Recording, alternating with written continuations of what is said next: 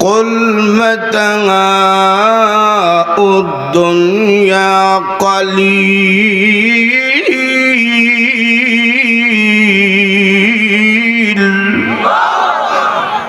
ওগো নবী আপনি বলুন দুনিয়ার রাজত্ব এমপিত্ব মন্ত্রিত্ব আরাম আয়েশ যা আছে সব হইল কালিল সামান্য। কি পরিমাণ সামান্য? সকালে বেটা মন্ত্রী ছিল, বিকালে দেখা যায় বুরকা হইয়া বাগতাছে। কথা ঠিক না? পরকালের জীবন এমন এক জীবন যেই জীবনের শুরু আছে কিন্তু শেষ নাই। এই দুনিয়ার রাজত্ব এমপিত্ব মন্ত্রিত্ব কিছু না। যে ডাল যা রাত্রে ভাত খাইছে হেও যেমন রাত্রে তা ঘুমাইব, রোজ দেখাইল ঘুমাইব, ঠিক না? একরকম চললি হইল দুনিয়া ক্ষণস্থায়ী। আল্লাহ কোরআনে বলছেন কুল মাতাউদ দুনিয়া কালিল।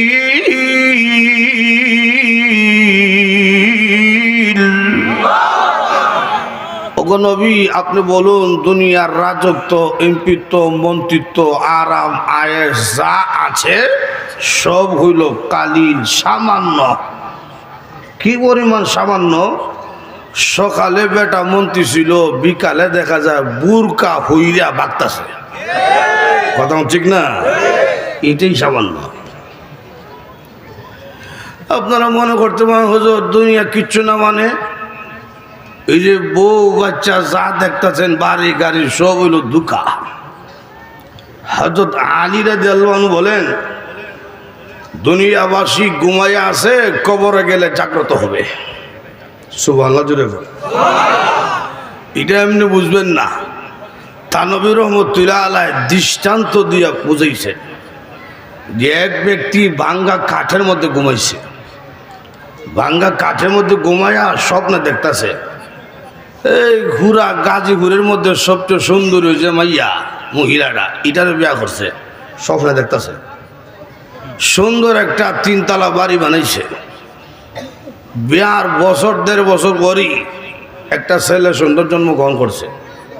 ছেলেটা কিছু বড় হইছে। ডাইনিং টেবিলের মধ্যে স্ত্রী উন্নত মানের খাবার পরিবেশন করে রাখছে। স্ত্রী তার সন্তানকেও বলতেছে তোর আব্বুকে গিয়ে বল আমরা একসাথে খাবার খাবো। তো ছেলেটাকে বলতেছে আব্বু আম্মু বলছেন আপনি আসেন একসাথে বসে খাবার খাবে। তো সে অভিমান করে বলতেছে না আমি খাবো না। তুই কেন আসলে? তোর মা আসবে, তুই আসলে কেন? এই জন্য অভিমান করে বলতেছে না আমি খাবো না। না আমি খাবো না জি মাত্র বলছে বাঙ্গা খাটের মধ্যে যে ঘুমে আসছিল লারা যা উঠছে। ঘুম থেকে জাগ্রত উঠে কয় আমার উন্নত মানের আলম গেল কই, কাঠ তিনতলা বাড়ি কই, এত সুন্দর ওয়াইফ আসিল গেল কই, আমার ছেলেটা কই? ঠিক তেমনি ভাবে হযরত আলী রাদিয়াল্লাহু আনহু বলেন কবরে যখন একটা মানুষকে দাফন করা হবে জিন্দা হইয়া দেখবে উন্নত খাট নাই, স্ত্রী নাই, বাচ্চা নাই, দুনিয়ার ধনসম্পদ কিছু নাই, আমি মাটির বিছানার মধ্যে শুয়ে আছি। কথা কোন ঠিক কিনা? দুনিয়া হলো ক্ষণস্থায়ী। যদি পরকালে স্থায়ী জীবনের শান্তি এবং জাহান্নাম থেকে মুক্তির জীবন পেতে চাও এক নম্বর হইল আল্লাহর পাওনা আদায় করতে হবে। কথা কোন ঠিক কিনা? কার পাওনা? আর জোরে কোন কার পাওনা? আল্লাহর পাওনাটা কি? আল্লাহ পাক প্রথম অংশে বলছেন ওয়া'বুদুল্লাহা ওয়া লা তুশরিকু বিহি শাইআ।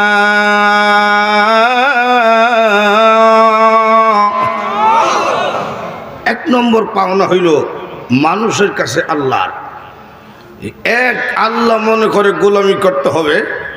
আল্লাহর সাথে কোনো জিনিসকে অংশীদার করা যাবে না।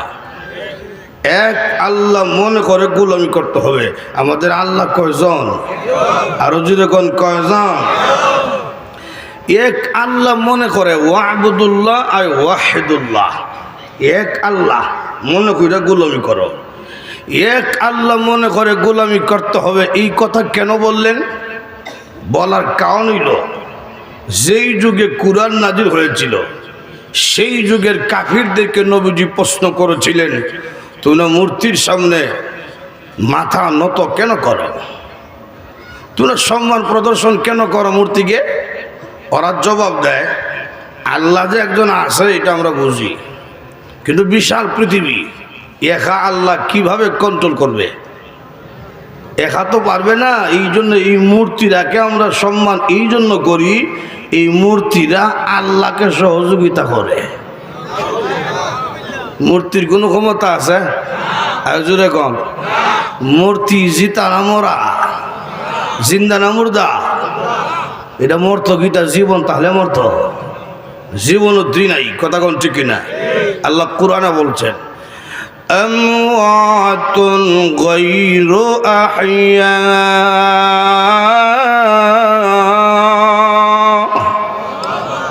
মূর্তির কোনো জীবন নাই, অনর্থক একটা জিনিস। কখনো জিন্দা মানুষের মাবুদ হতে পারে? এক একটা মূর্তির নাম এক একটা মূর্তির নাম হইল লক্ষ্মী দেবী। এটা আপনার অলক্ষ্মীর থেকে বাঁচাইব। এক কাফের লক্ষ্মী দেবী খোদা লইয়া কই যাইতেছে, তো সামনে গেছে, তার পেশাবে ধরছে, তো খোদাকে খুলে রাখা বন্দা পেশাব কেমনে করতো? এই জন্যে তার মূর্তিটার একটা গাছের সাথে হেলান দিয়ে দাঁড় করে রাখছে। কিছু দূরে বসে পেশাব করতেছে, হঠাৎ করে শুনে উপর থেকে নিচে পানি ভরা শব্দ শোনা যায়।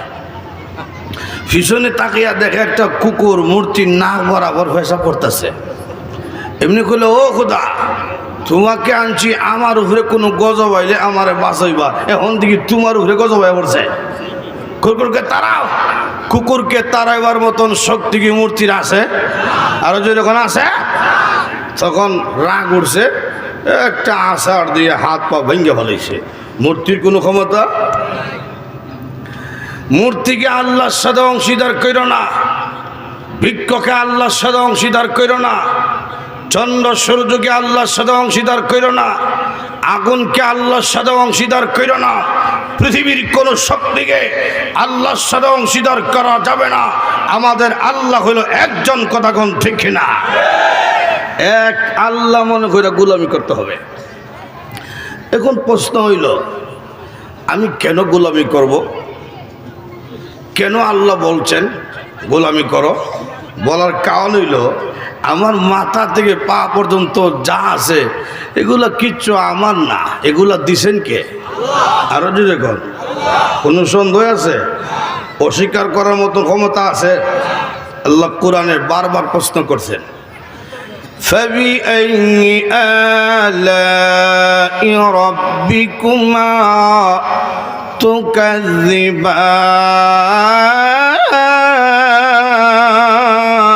তুকাযযিবান।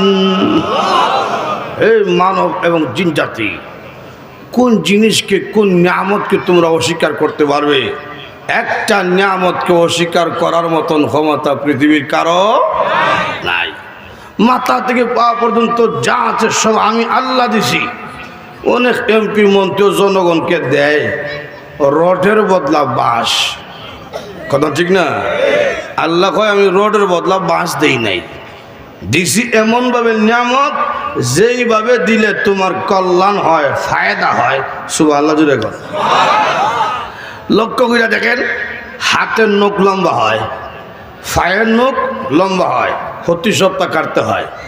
যদি হাত পায়ের নখের মতন মুখের ভিতরে দাঁত লম্বা হইতে থাকতো, খুব সুবিধা হইতো। আমরা এই দাঁত তো এই জায়গায় ছিল না, আস্তে আস্তে উঠলো, লম্বা হইলো।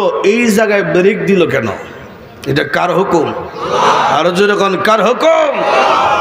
ও মানুষ, এইরকম না দিলে তোমার কষ্ট হবে, এই জন্য এমন ভাবে দিছি যেইভাবে দিলে তোমার কল্যাণ হয়। জোরে কোন সুবহানাল্লাহ। চক্ষু দিছেন কে? আল্লাহ প্রশ্ন করতেছেন, আলাম নাজআল লাহু আইনাইন।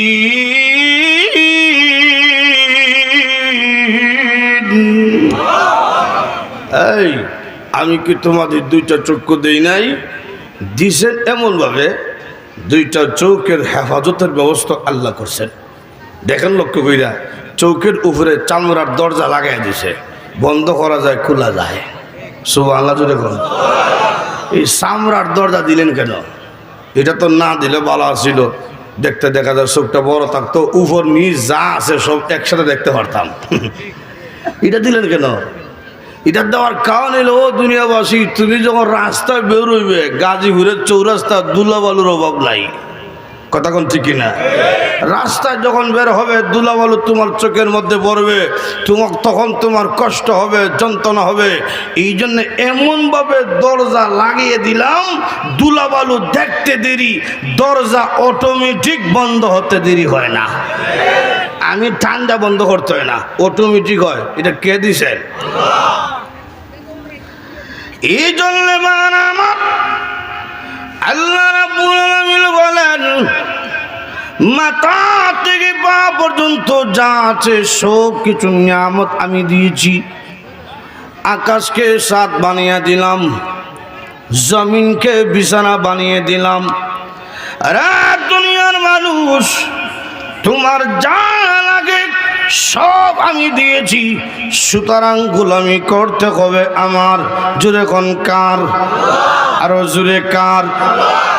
আমি আল্লাহর গোলামি করো, আমার সাথে কোনো জিনিসকে অংশীদার করা যাবে না, শিরক করা যাবে না, ঈমান মজবুত থাকতে হবে। যদি শিরক না করো আমাদের কি লাভ, কি ফায়দা? আল্লাহর নবী রাহমাতুল লিল আলামিন একদিন সাহাবায়ে কেরামকে নিয়ে কোথাও যাইতেছেন। সামনে যাওয়ার পরে নবীজি লক্ষ্য করে দেখলেন একজন মহিলা তার দুধের বাচ্চাকে কোলে নিয়ে আগুনের চুলার মধ্যে কি যেন রান্না করে। চুলার আগুন দাও দাও করে যখন উপরে ওঠে, সন্তানকে মা পিছনে নিয়ে যায়, আবার যখন আগুন নিচে যায় সন্তানকে আবার সামনে আনে।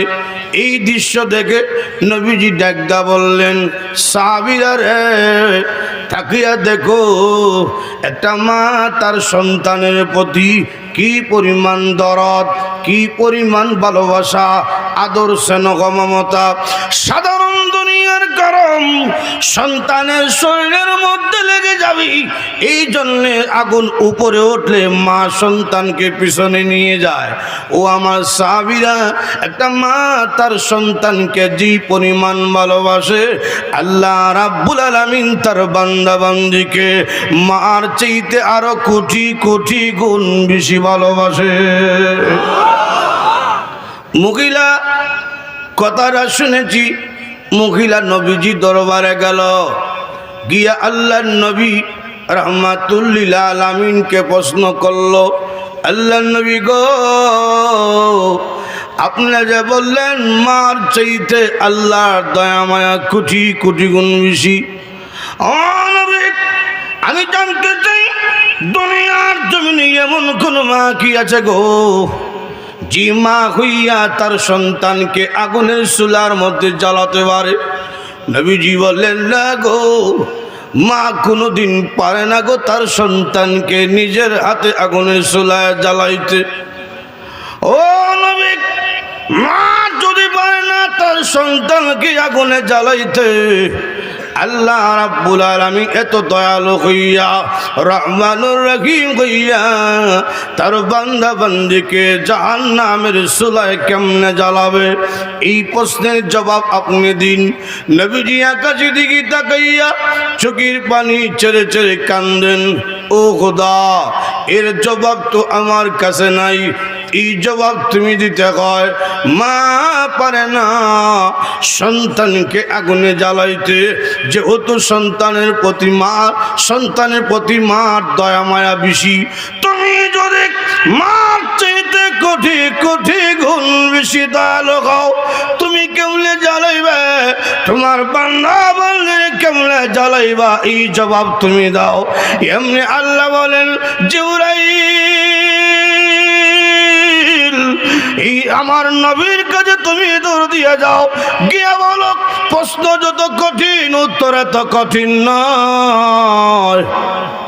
আমার নবীর কাছে গিয়ে বলো, মহিলা যে প্রশ্ন করেছে জবাবটা দিয়ে দাও। ও জিবরাইল আমার নবীকে বলো, জি বান্দা বান্দি আমি আল্লাহর পাওনা আদায় করবে, শিরিক করবে না, এমন গোলাম বান্দা বান্দিরে আমি আল্লাহ কোনোদিন জাহান্নামের সোলায় দিতাম না। যারা বলবে লা ইলাহা ইল্লাল্লাহ মুহাম্মাদুর রাসূলুল্লাহ, জাহান্নামও দিতাম না। সুবহানাল্লাহ জুড়ে বল। যারা ঈমান আনবো তারা তো আমার বান্দা, আমার বান্দারে কোন জাহান্নামও দিব। শিরিক করা যাবে না। আমরা সমাজে কিছু আছে দুর্বল ইমানদার আছে না, এ কিন্তু ইমানদার লা ইলাহা ইল্লাল্লাহ মুহাম্মাদুর রাসূলুল্লাহ কালেমা পড়ছে কিন্তু নামাজ নাই, আসেনি এরকম। সারা সপ্তাহ মসজিদে ঢুকে না, খালি জুম্মা, এরকম নাই। এক ইমাম সাহেব বিপদে পড়ছিল, বেনমাজি ওয়াজ কইরা এলাকায় ওয়াজ হইতাছে তো বেড়া পাইছে মাইকল লাগাল দিছে, মাথা গরম বয়ান।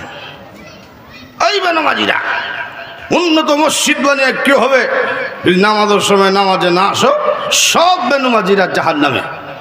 যখন সব টিরে দরায় দিছে জাহান্নামের টিকিট, একটা দাঁড়াইছে, দাঁড়ায় ইমাম সাহেব আপনি আপনার গ্রামে 10 বছর ধরে ভাত খাইতেছেন, আপনার মহল্লার, আমাদের মহল্লার ভাত খাইয়া আপনি আমাদেরকে জাহান্নামে দেবেন? ইমাম সাহেব বাপরে বাপ যেমনি দাঁড়াইছে সাহারি খাই দিব। তো ইমাম সাহেব কৌশল করছে, কৌশল কইটা কইল, এই বেটা তোমার তো দেখছি মাঝে মধ্যে জুমা করো। জি হুজুর আমি এত খারাপ না, আমি মাঝে মধ্যে জুমা করি। তো আমি কইছি বেনমাজি তুমি দেখা যায় জুমার নামাজি বসো তুমি না।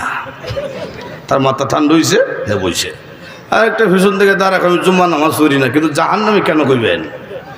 ইমাম সাহেব কয়, বেটা তুই কি তা ঈদের নামাজও খরচ না? ও জি হুজুর বছর 2টা লাগাল হয়, এটা না করি কেমনে? আমি ঈদের নামাজ পড়ি। তো আমি কইছি বেনমাজি তুই দেখা যায় ঈদের নামাজি বহ তুই না। তার মাথা ঠান্ডা হয়েছে, হে বইছে। আর একটা দ্বারা আমি জুম্মার নামাজও করি না, ঈদের নামাজও করি না, কিন্তু জাহান্নামে কেন কইবেন? ইমাম সাহেব কয়, বেটা তোর বাপ যে গত বছর মারা গেছিল তার জানাজা পড়ছিলি নি? ও জি হুজুর বাবা জানাজা পড়ছি। তাহলে দেখা যায় তুই জানাজার নামাজি। আমি কইছি বেনমাজি তুই দেখা যায় জানাজার নামাজি বহ তুই না। এই হলো আমরা আমলের অবস্থা, কথা কোন ঠিক কিনা? এটি হলো দুর্বল ইমানদার। এটা কি ইমানদার? দুর্বল।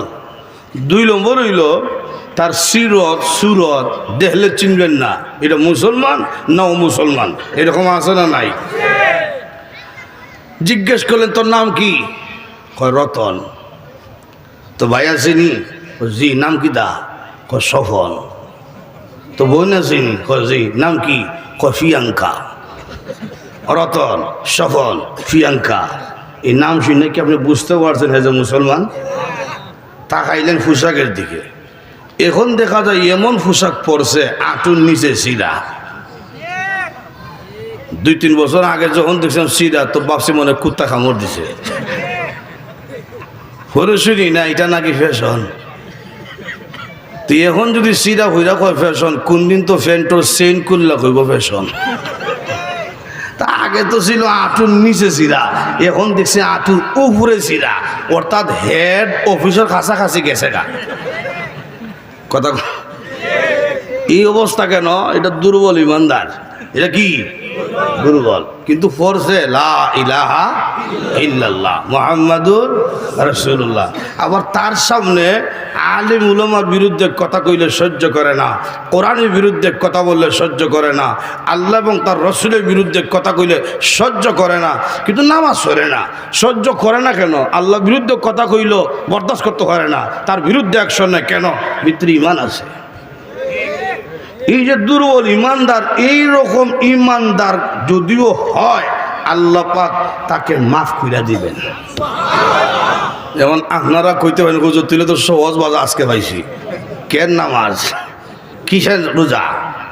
একবারে সহজ, আমরা তো সব কালেমাওয়ালা, দরকার নাই আর নামাজ রোজার। এটা কইলই তো না। আল্লাহ কুরআনের আয়াতে বলছেন শিরিক ছাড়া যদি কোনো উঠতে পারো আমি আল্লাহ ইচ্ছা করলে মাফ দিব লিমাইয়াশা, যাকে ইচ্ছা তাকে। আমি যে নামাজ পড়তাম না, আমার উপরে যে আল্লাহ ইচ্ছে হইব কোনো গ্যারেন্টি আছে? আর যদি কন আল্লাহ বলেন তুমি যদি ইমানদার হও, শিরিক না করো, গুনাহগার হও, শিরিক না করো, হাসের মাটি ইচ্ছা করলে মাফ দিয়া জান্নাতের টিকিট দান করে দেব। অনেক ব্যক্তিকে আল্লাহ পাক দুর্বল ইমানদার জাহান্নামে ফেরেশতা হাতে পায়ে রশিদা বাঁধা দিয়েছে, বলবেন জাহান্নামে নিক্ষেপ করো। নিক্ষেপ করা আদেশ করা মাত্র সঙ্গে সঙ্গে পুইরা গেছে জাহান্নামে। আল্লাহ বলবেন উঠে আনো, উঠে আনো। যেই মাত্র এই ব্যক্তিকে জাহান্নামের আগুন থেকে উঠে আনা হবে, আল্লাহ রাব্বুল আলামিন বলবেন বান্দারে আদেশ করা মাত্র জাহান্নামে পড়ে গেলে কারণ কি? দেরি করলে না। সেই ব্যক্তি বলবে প্রভু আমি জানি জাহান্নামে যাওয়ার জন্য আমাকে আদেশ করা হয়েছে, যদিও জাহান্নামে যাওয়ার আদেশ, কিন্তু এটা তো তোমার বিধান। হ্যাঁ প্রভু, দুনিয়ার জমিনে বিভিন্ন বিধান দিয়েছিলেন, কিন্তু নফসের দোকায় বিধান পালন করতে পারি নাই। আজকে যদিও জাহান্নামে যাওয়ার আদেশ দিয়েছো, আমি সঙ্গে সঙ্গে আদেশটা মানলাম, গ্রহণ করলাম। এই জন্যে দুনিয়ার জমিনে আলেম উলামার জবান দিয়া শুনছিলাম তোমার নাম রহমান, তোমার নাম রহিম, তোমার দয়া মায়ার শেষ নাই। প্রভু আজকে কিয়ামতের কঠিন ময়দানে যদি তোমার একটা বিধান আমি মানতে পারি, একটা আদেশ যদি বলার সঙ্গে সঙ্গে মানতে পারি, তোমার দয়া লাগতে পারে, মায়া লাগতে পারে। এই জন্য আমি জাহান্নামের মধ্যে পড়ে গেছি। এমনি আল্লাহ বলবেন বান্দা রে ঠিকই তুই বলছ, আমার নাম রহমান, আমার নাম রহিম। রে আল্লাহ তোর কথা শুনে আমার কুদরতি রহমতি কলিজার মধ্যে জুস মারছে।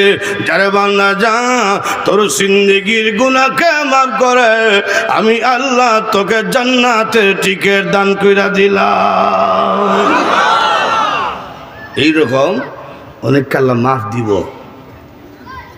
আল্লাহ আর এক ব্যক্তিকে ফেরেশতা ধরছে, রশ্মিতে বাঁধছে। এটা আমরা দেশ রশ্মি না, আগুনের রশ্মি।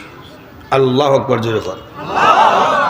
ঠান্না টাইনা নিতেছে, আর এই আসামিটা ফিরে খালি তাকায়, পিছনে খালি ফিরে তাকায়। আল্লাহ কয় ফেরেশতা আমার কাছে নিয়ে আয়। এই তোরে ফেরেশতা সামনে টানে, পিছনে তাকাস কেন? আল্লাহ আমি তো আসামি, আমার পুরা চেহারার মধ্যে পেরেশানির ভাব, দুঃখের চাপ। এই চাপ যদি পেরেশানির চেহারা আমার মা দেখে সহ্য করতে পারবে না। তুমি না মার চাইতে কুচি কুচি গুণ বেশি দয়ালু। সুবহানাল্লাহ জোরে বল। আমি বারবার পিছনের দিকে তাকাই, আমার চেহারার দিকে তাকাইলে তোমার মায়া লাগতে পারে, দয়া লাগতে পারে। আল্লাহ হচ্ছে কি তোর কথাটা শুনে মায়া লাগিয়া গেছে, যা মাফ করে দিলাম। একটু জোরে কর। এই যে আজকে যে বৈশা ওয়াজ শুনতেছেন, দুনিয়ার কোনো লাভে বসেন না, ঠিক না? কোরআনের মহব্বতে বসেছেন। এই যে বসেছেন, এই বসাটাও জাহান্নাম থেকে মুক্তির কারণ হতে পারে। একটা হাদিস আছে, হাসির হাদিস। দুর্বল ইমানদার জাহান্নামে অনেক দিন জ্বলবে। জ্বলতে জ্বলতে জ্বলতে জ্বলতে একদিন কান্না শুরু করছে, প্রভু দুনিয়ার জমিনে শুনেছিলাম তোমার নাম রহমান, তোমার নাম রহিম, তোমার নাকি দয়া মায়ার শেষ নাই। আল্লাহ আর কতকাল আমি জাহান্নামে জ্বলব? হ্যাঁ প্রভু, আমি যদিও দুর্বল ইমানদার, আমার সাথে আর দুর্বল ইমানদার কেউ নাই। তারা সব আস্তে আস্তে মুক্তি পাইয়া জান্নাতের মধ্যে চলে গেছে। প্রভু গো, এখন যারা জাহান্নামে আছে সব হলো কাফের মুনাফিক, এদের সাথে জ্বলতে আমার লজ্জা লাগে। হ্যাঁ প্রভু, আমাকে দয়া করে জাহান্নামের আগুন থেকে উঠিয়া জাহান্নামের বাহিরের গেইটে ফালাইয়া রাখিয়া দাও। আল্লাহ বলবেন বান্দারে আর কিছু লাগবে নি? বল না গো প্রভু, আমার আর কিছু লাগবে না। আল্লাহ রাব্বুল আলামিন বলবেন বান্দারে তোমার দরখাস্ত আমি আল্লাহ কবুল কইরা নিলাম। এই ফেরেশতা আমার বান্দাকে দইরা উঠাও বাহিরে না রাখো। কিছুদিন থাকছে, সামনে তাকিয়ে দেখে বিশাল বড় একটা বৃক্ষ দেখা যায়। ডাক দেখো, আল্লাহ বলছিলাম চাইতাম না, এর হরো চাইতাছি, তুমি তো মার চাইতে কুচি কুচি গুণ বেশি দয়ালু। সুবহানাল্লাহ জুড়ে বল। আল্লাহ জান্নাত চাইমু, এই মজবুত ইমান আমার নাই, জান্নাত চাইতাম না। এই যে একটা বৃক্ষ দেখা যায়, বৃক্ষের ছায়ার নিচে রাখা দাও না মারে। আল্লাহ কয় আর কিছু লাগবো নি? না, লাগতো না। এই ফেরেশতা আমার বান্দারে গাছের ছায়ার নিচে নিয়ে আসো। সুবহানাল্লাহ জুড়ে বল। কিছুদিন ছায়ার নিচে থাকছে, জান্নাতের গেটের দিকে তার নজর পড়ছে। আল্লাহ জান্নাত লাগতো না, জান্নাতের গেটের সামনে আমার ভালো রেখা দাও। আল্লাহ আর কিছু লাগবো নি? না, লাগতো না। আল্লাহর ইচ্ছে হইল তারে জান্নাত দিলেই তো, আর তার মনে মনে ধারণা চাইলে দিত না, তো আমি চাইতাম না, আস্তে আস্তে আগাইতে থাকি। সুবহানাল্লাহ জুড়ে বল। গেছে গা জান্নাতের গেটের সামনে। রাসূল বলেন জান্নাতের বাহির থেকে ভিতর দেখা যায়। সুবহানাল্লাহ জুড়ে বল। জান্নাতের ভিতর দেখা যায় ইমানদাররা বড় বড় রান খাইতেছে, বড় বড় রুশ খাইতেছে। এগুলো দৃশ্য দেখে কার সহ্য করতে পারে? আল্লাহ এত সুন্দর বাড়ি বানায় রাখছো, মজবুত ইমান তো আমার নাই, থাকতাম না। ঢুকিয়া দেখা মাত্রই বেরোয়া যাইব। আল্লাহ কয় বারবার তুই চাইতে না, এর পরও চাস, এখন যদি ঢুকার পরে খোঁজ বেরিতাম না, না আমি ওয়াদা খেলা করতাম না। আর মনে মনে হয় খালি ঢুকে যাই, চিনবেন না আদমর সন্তান কারে কয়। আল্লাহ ডাক দেখো, গেট খুলো, আমার বান্দা জান্নাতের মধ্যে প্রবেশ করবে। আরো জোরে কোন ঢুকছে জান্নাতে। ঢুকার পরে কয়েল জ্বলে নাকি? কয়েল জ্বলে? কয়েল জ্বললে বন্ধ করে দাও, এই ফুলা বন্ধ করে দাও। আপনি বসেন, আপনি লক্ষ্য করে দেখেন। নবীজি বলেন জান্নাতের মধ্যে ঢুকছে, ঢুকার পরে দূরতি আছে সামনে দিয়া, দূরতি আছে, পিছনে ভিড়ও তাকায় না। আল্লাহ ডাক দেখো, কিরে আদমের সন্তান, কইসলে কি খরতাসত কি? তুই না বলছিলে থাকবে না? বের হ, বের হ। এমনি আল্লাহ আমি যদিও দুর্বল, আমি তো ঢুকে গেছি জান্নাতে। তুমি না ওয়াদা করছো জান্নাতীদের সাথে, হুম ফিহা খালিদুন, জান্নাতীদের সিফত হইল, বৈশিষ্ট্য হইল ঢুকলে বেরোয়া নাই। সুবহানাল্লাহ। আমি দুর্বল হইতে পারি, আমি ঢুকে গেছি তো। এখন যে পিছনে ডাক্কা তোমার যে ওয়াদার লঙ্ঘন হইতাছে খেয়াল আসেনি? আল্লাহ যুক্তিবাদী বুদ্ধি কেন করছে? যা যা দিলাম জান্নাত। রাসূল বলেন এই ব্যক্তিকে মহান আল্লাহ 10টা পৃথিবীর সমান একটা জান্নাতের বাড়ি দান করবেন। আল্লাহর ভাও নইল শিরিক করা যাবে, আর যেরকম শিরিক করা যাবে না। মানুষের পাওনা কি আল্লাহর কাছে? মুমিনের কি পাওনা? সংক্ষিপ্তভাবে দেয়া দেই, আল্লাহর কাছে মুমিনের কি পাওনা? আল্লাহ অন্য আয়াতে বলছেন, ইন্নাল্লাযীনা আমানু ওয়া আমিলুস সালিহাত লাহুম জান্নাতুন নাঈম।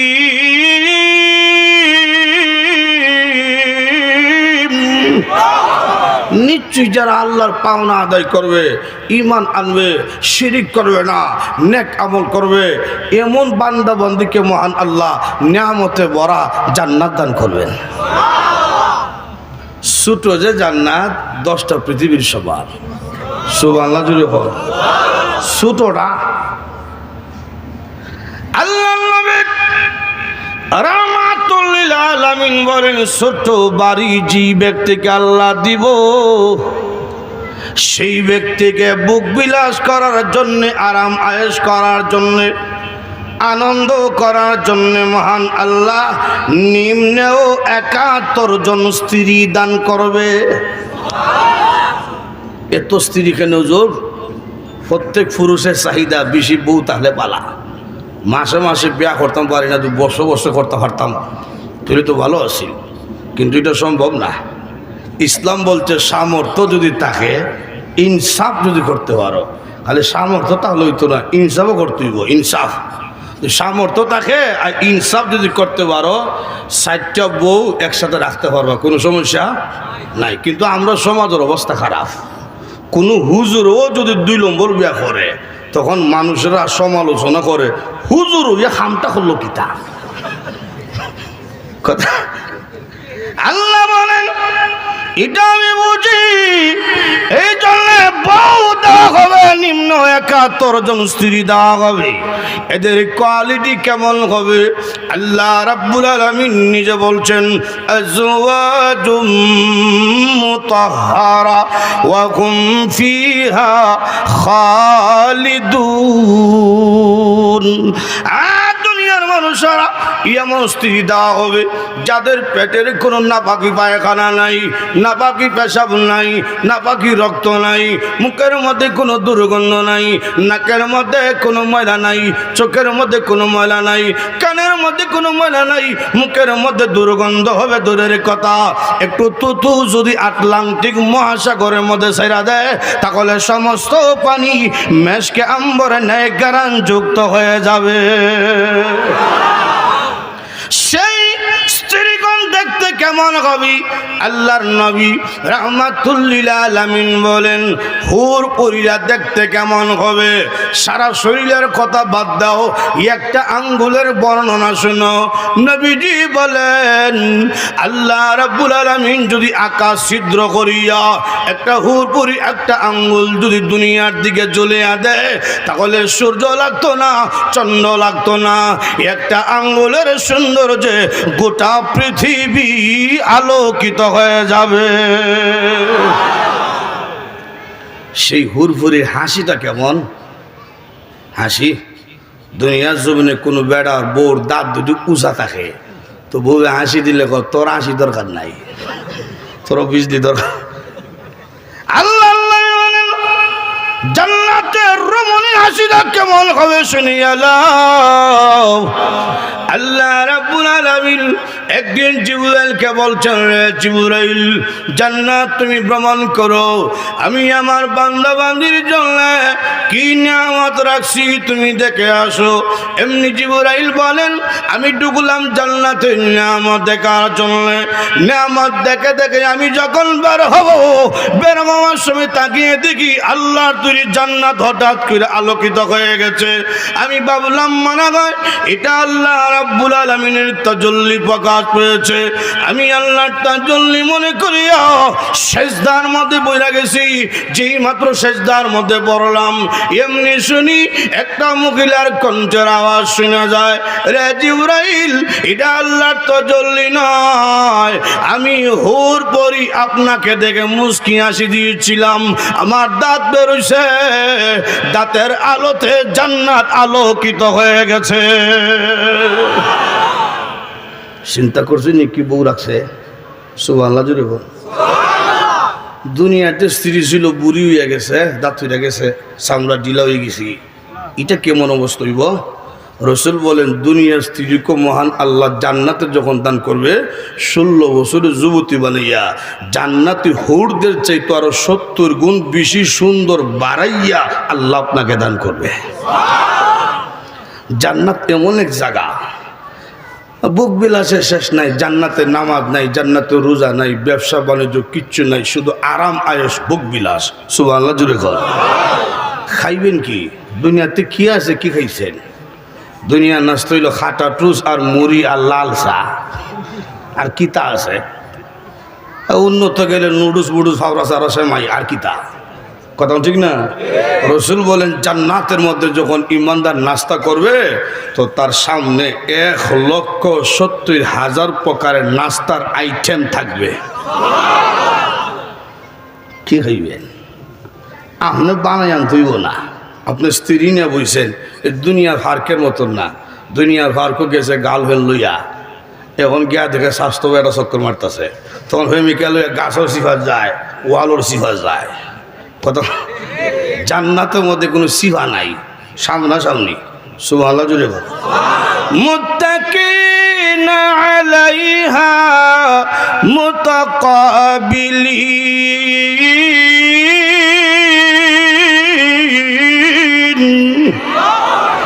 মুত্তাকিনটা সামনে সামনে বইছে বউ লইয়া।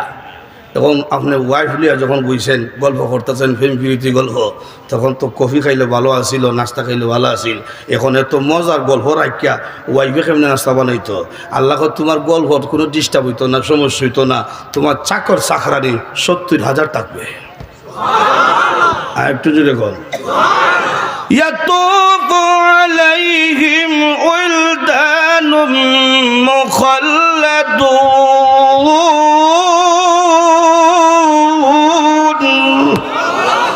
ছোট ছোট বাচ্চাদের মতো খাদিম রাখছি, নিম্ন 70,000, লাগলে আরো দেব হইব চাকর চাকরানি।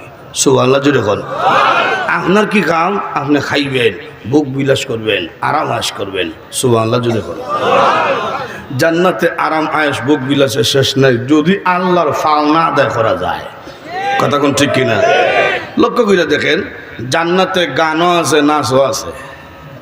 সুবহানাল্লাহ জুড়ে কর। আপনারা কইতে মানে হুজুর গান নাচ দা জান্নাত কিতা করতাম? জান্নাত কেন দরকার? দুনিয়া জমিনে যাত্রা গান হয়, নাচ হয়, গান হয়। আমরা যারা দেখতাম পারছি না, দেখার কিতা মন চায় না? আপনারা নাও চাইতে পারে, আমার চায়, যাইতাম তো পারি না আল্লাহর ভয়ে। কথা কোন ঠিক না? তোমরা যারা আল্লাহকে ভয় করে গেছো না, আমি আল্লাহ জান্নাতের মধ্যে নাচও দেখাইমু, গানও দেখাইমু। সুবহানাল্লাহ জুড়ে কর। এই দুনিয়ার ফসা গান না, জান্নাতের স্পেশাল গান।